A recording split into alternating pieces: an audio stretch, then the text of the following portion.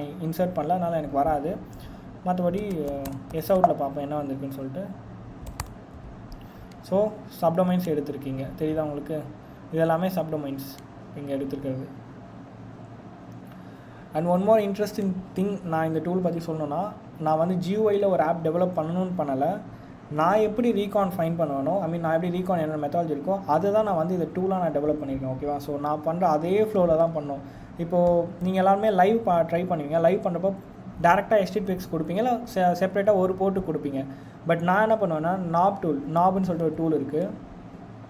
இதான் அந்த டூலு. இந்த டூல் என்ன பண்ணோன்னா, லைக் ஓப்பன் போர்ட்ஸை ரொம்ப ஃபாஸ்ட்டாக வந்து ஸ்கேன் பண்ணி தரும். ஓகேவா?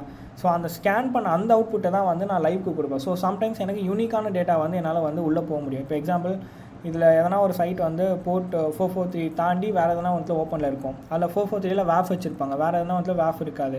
அந்த டைம் என்னால் சம் பேலோட்ஸ்